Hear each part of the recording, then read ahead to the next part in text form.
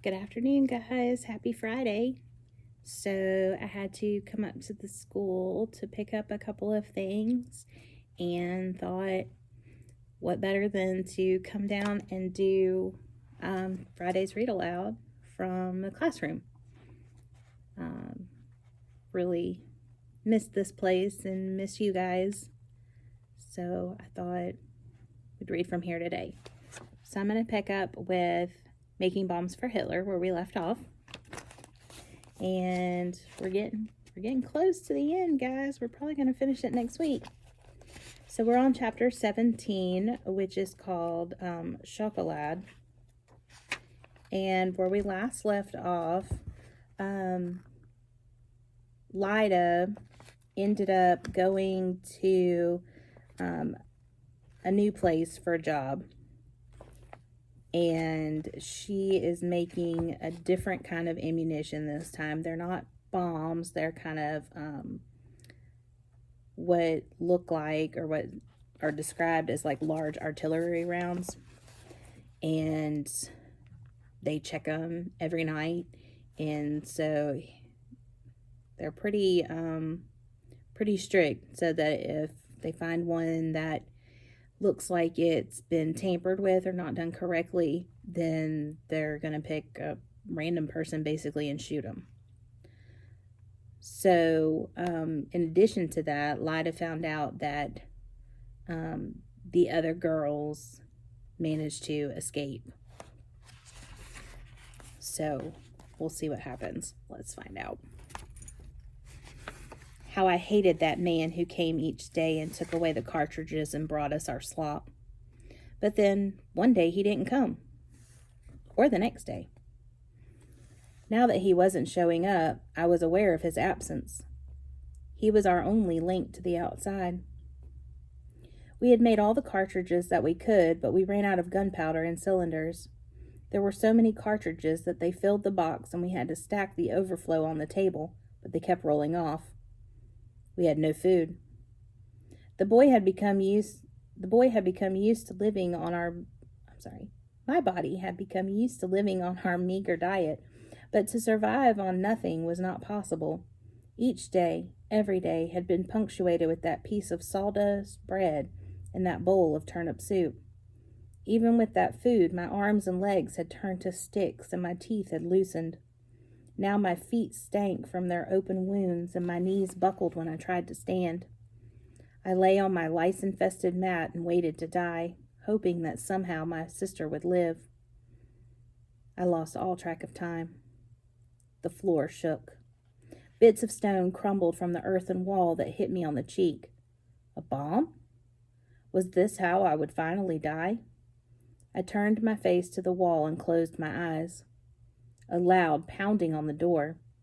I pushed myself up to a sitting position. The wood cracked. People around me roused and stumbled to their feet. Someone pulled on my arm and I got up too, although the pressure of the cold stone floor on the sores of my feet were nearly unbearable. We clustered at the back of the room, our arms wrapped around each other so the weakest wouldn't fall, huddled in fear. Bang, bang, bang. Soon the door was nothing but splinters, with one final loud smash of a booted foot hitting the door. What was left of it fell away. A gust of fresh air brushed against my face. I breathed in the incredible sweetness. It had been so long since I had smelled fresh air. A soldier stepped through the splinters of wood. But he wasn't a Nazi. He had no armband where a swastika should have been. His helmet was bowl-shaped, not curving out at the edges. He blinked a few times as if he couldn't quite comprehend who or what we were. He reached for his pocket. Was there a gun in there? But no, he took out a handkerchief and held it to his face. That embarrassed me. I knew we stank. Would he think we were pigs like the Nazis did? He said something in a language that I didn't understand, but the rheumy-eyed prisoner with rags on his feet perked up at the words. He answered in the same language, then translated for us. He's an American soldier. The Nazis are losing on all fronts. He will give us food and he will get us medical treatment. I tried cheering, but I was so weak that it came out like the croak of a frog. I could feel my eyes tickling with the threat of tears, but I was too thirsty to weep. Was it really over? Could I now find my sister and go home? The soldier asked another question, and the prisoner translated for us. He wants to know how many of us can walk out and how many need to be carried. He can get stretchers. We were all weak and hungry, and every one of us had trouble standing, but we decided as a group that we would walk out with our dignity. It was our victory, after all. We looped our arms around one another and stepped out of that horrible building and into the light. The sunlight felt like a knife to my tender eyes. I covered my face with my hands so just a bit of sun could shine through. I felt a warm hand on my shoulder as I listened to gentle murmuring in a strange language. The voice guided me somewhere, and I followed him without hesitation. Everything about his manner showed that he considered me human, equal to him. I didn't have to understand the words to know that I could trust him. Soon I found myself sitting on a bench, and when I could finally take my hands away from my face, I saw that the soldier was sitting beside me, watching me with concern. He held a metal flask. Drink. He tipped it up to his own mouth to demonstrate, then handed it to me. I lifted it gingerly to my parched lips and felt the cool, clean water moisten my swollen tongue. I swallowed, nearly choking, then sipped some more. It tasted so good. The soldier rooted around in the pocket of his trousers and pulled out a small metallic packet. He set it on my open palm. Eat, he said, motioning with his hands and pointing to his mouth. Chocolate. Chocolate? I knew that word. I looked down at the small package. It did not look like what I knew as chocolate. He took it from me and bit into a corner of the metal, ripping off a bit of the package and opening it up. He shook out a small brown square and handed it back to me. I held it to my nose and sniffed. Oh, it smelled heavenly. It was nothing like the sweet from the Nazi brown sister. Could it really be chocolate? I had only tasted it once as a very young child, but this scent brought the memory back. I tried to bite into it, but it was too firm for my wobbly teeth. The soldier took it from me again and broke off a small corner. I put that bit in my mouth and held it to my tongue. An explosion of flavor filled my mouth as that small morsel of chocolate slowly dissolved. I closed my eyes and savored it. I wanted to eat more, but the soldier shook his head. He slipped the chocolate back in its metallic package and placed it in my palm, folding my fingers around it. I understood that he was giving it to me, but didn't want me to eat it all at once. I slipped it into my pocket. My eyes had gradually adjusted to the light, so I took a look around me. The bench where I sat was on that cobblestone street of quaint cottages. Army trucks with a white star emblazoned on the wood idled all along it. There was even a tank. American soldiers, all looking impossibly tall with clean hair and all their teeth, were busy setting up tents and chatting in clusters. I looked across the road and noticed the blue-shuttered cottage. That same ruddy-cheeked woman stared out through her lace curtain. Her eyes darted fearfully from me to the soldier at my side. The sight of her made me unbearably angry. All this time we had been starving, locked up mere steps from her house. Had she thought of us once? And now she was afraid. The soldier followed my gaze.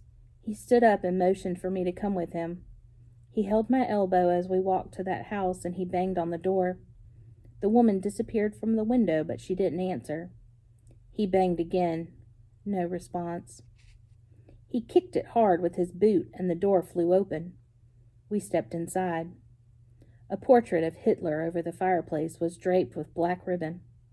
Underneath, the picture of a young man in uniform, a black uniform of mourning around it as well.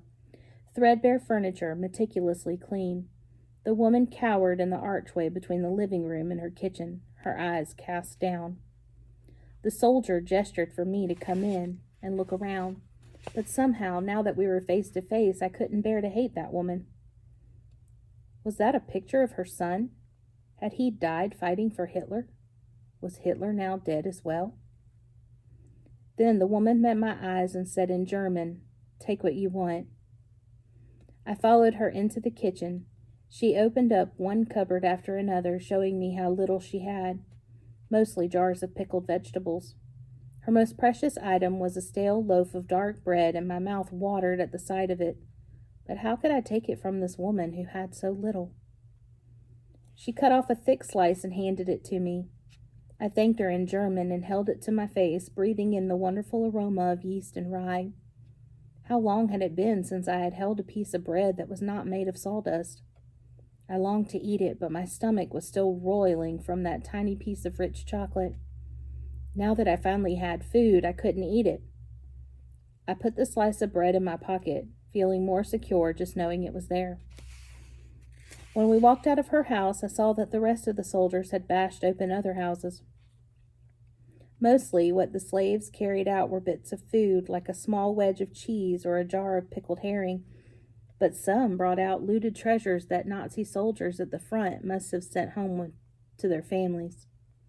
The man who had translated for the American soldier cradled a large wooden icon of the Madonna in his arms. He was so weak that it took all his strength to hold on to it, but I could see the determination on his face. A soldier stepped in to help him with it. The sight of the plundered painting made me want to cry. It looked so much like the ancient icon that had been stolen from my blue-painted church back home. I watched as a soldier found the man a blanket and wrapped the icon in. They loaded it carefully into the back of an army jeep. I walked over to the man and silently stood beside him as we watched the jeep drive away.